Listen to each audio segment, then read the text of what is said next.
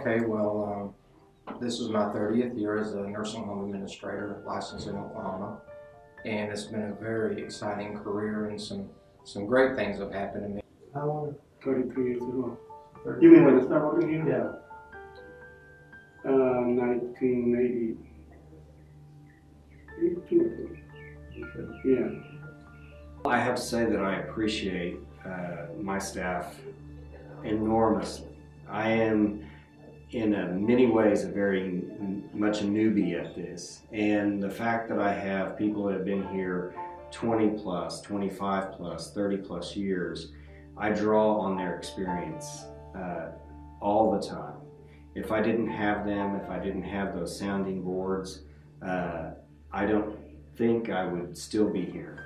So I have to congratulate my staff on bringing me up in this home and creating the environment that we do together, because I owe a lot to them. I came here and it was more noisier and people were up moving around and it seemed more happier. Okay, so I started in 1978. I had just got married, been married a year. We lived right around the corner, so I walked to work every day. Well, I'm an activities director, and I enjoy the music. I like exercises. I was very active, you know, as a young adult even, and into my older years here. And I don't know, you know, when I came here in 1995, I was a housekeeper, and then I did the laundry, and then I went to the kitchen. And so I didn't even realize that I had a love for elderly people until, you know, it just evolved, you know. I came back as a CNA, and then I took on dietary manager and decided to try something new. It was a different learning experience, and I've been doing that now for about a year and a half. Well, one thing, I really needed the job, and after I started working, I just go to work 6 months, and I thought I'll quit. But here I am after 29 years. But the residents are like our family. We spend more time with them than we actually do our own families. And we actually spend more time with each other than, you know, we do with our families. And it was very hard. I wanted to quit several times, but I didn't. The residents, you can get really discouraged and say you're going to quit, but one day, one of the residents will tell you, you know, I am so glad to see you. I'm so glad that you come back to work. You know, I love you, you know. Those things mean all the world to me. You know, it makes all the other bad things, you know, go away. Just that one person can make a difference in your life.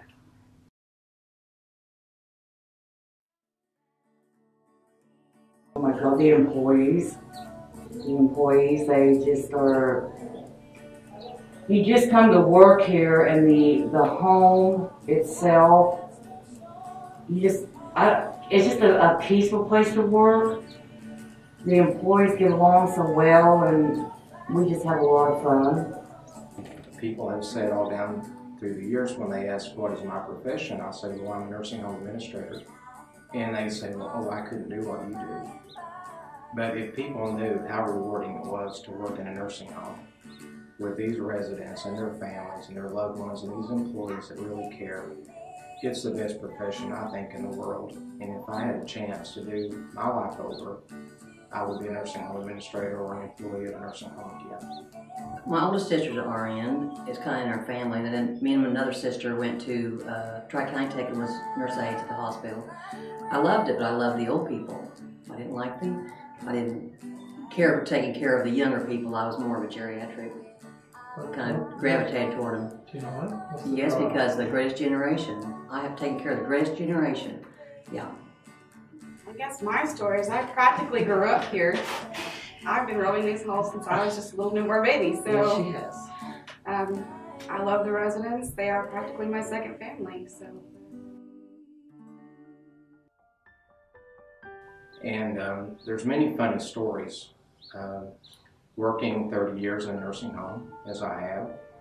And one of those stories that I've often thought I'd like to write a book about all the funny and good things that have happened in my career, even if it was just for me to read.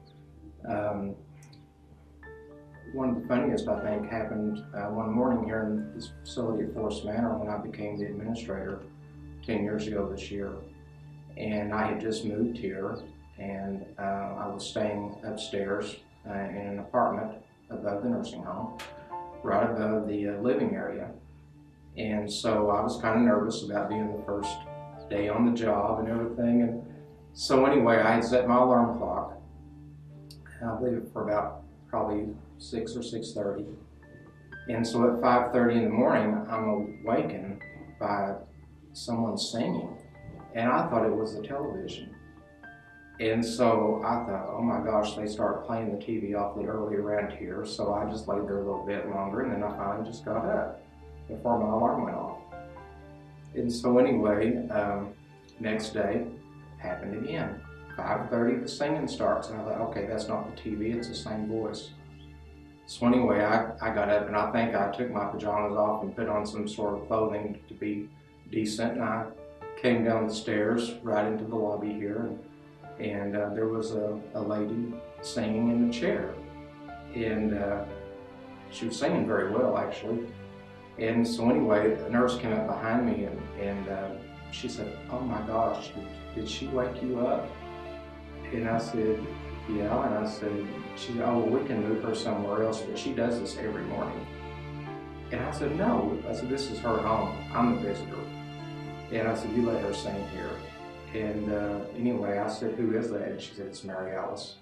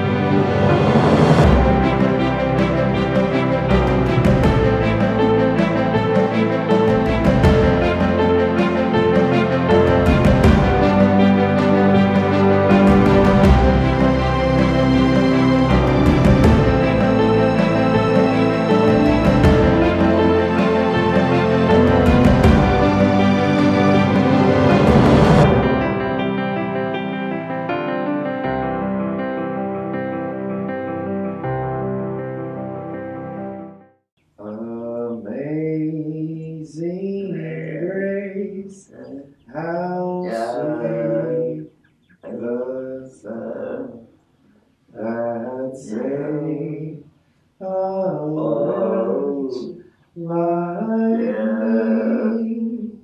I once was lost, but was blind, but now I see.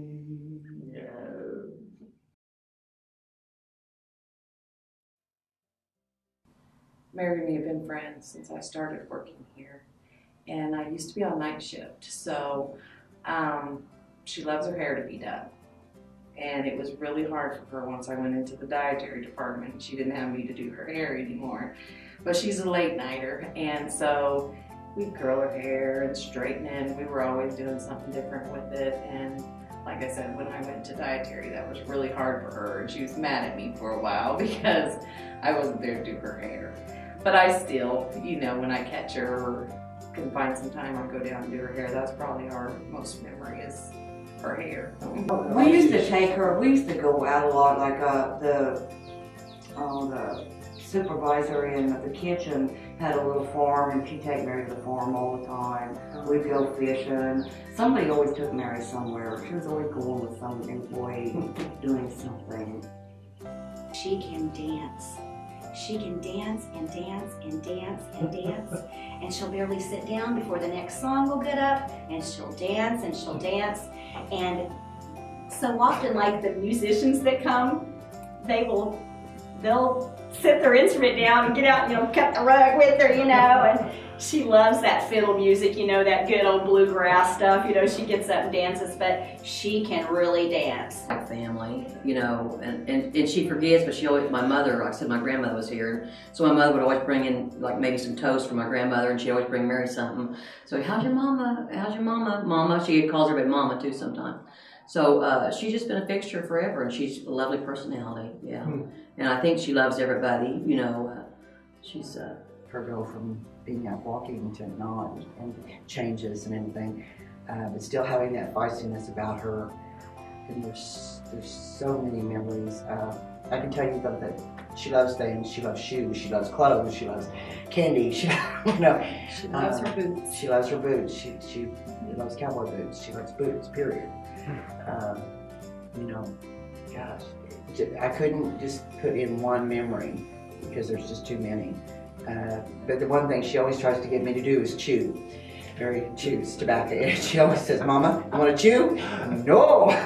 We love her, but she loves us too. And she acts like that. She's asked about our families. Yeah. You might have heard her. She calls us Mama.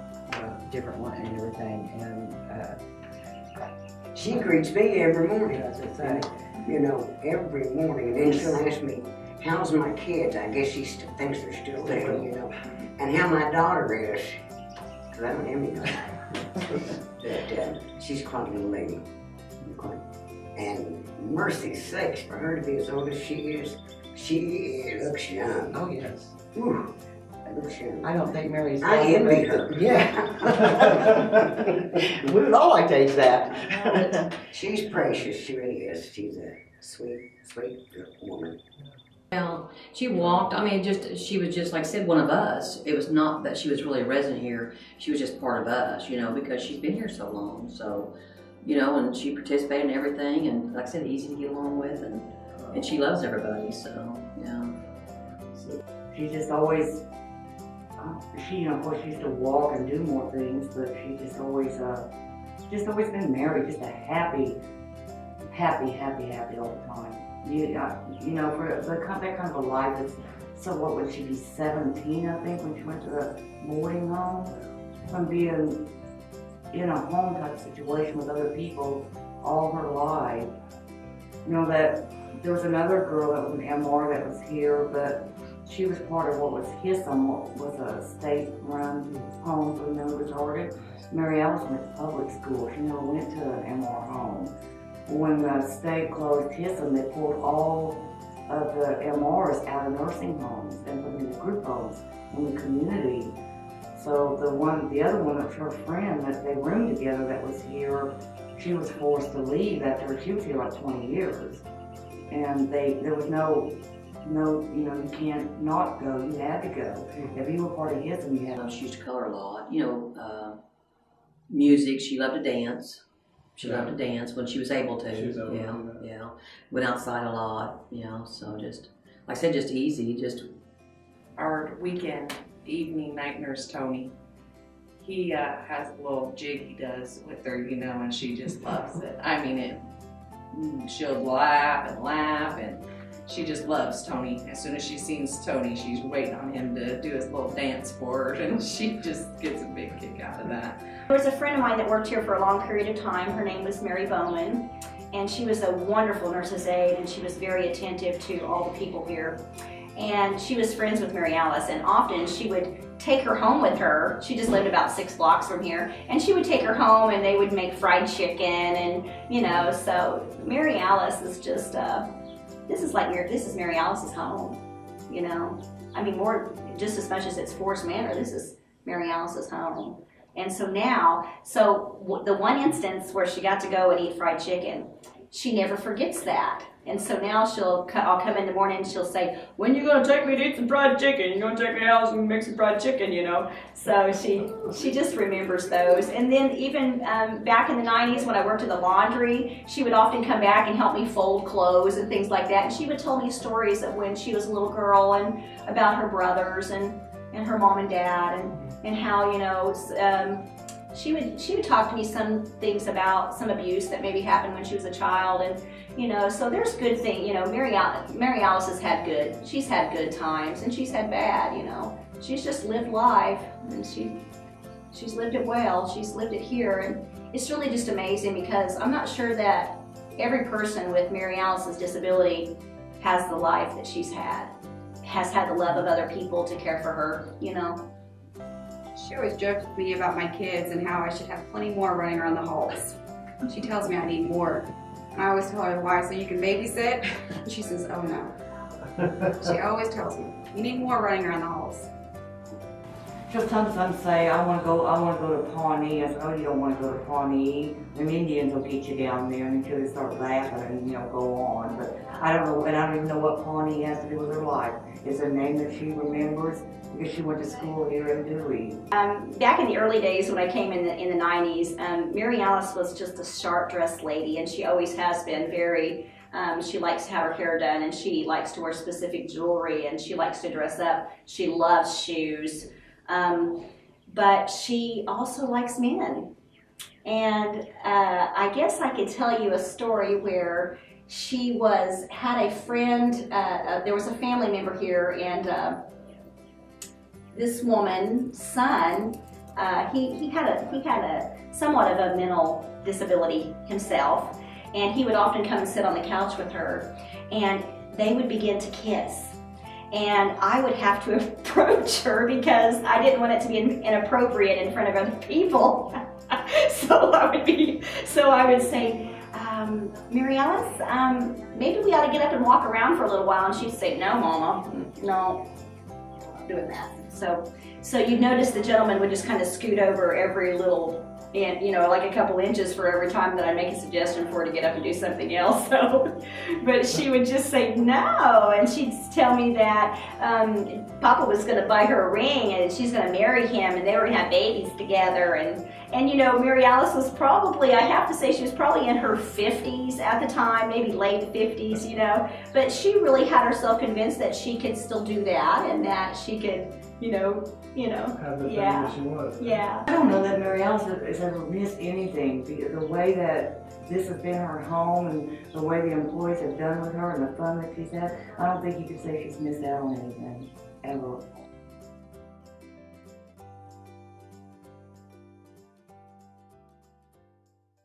Well, here at Forrest Manor, we really embrace person-centered care and culture change.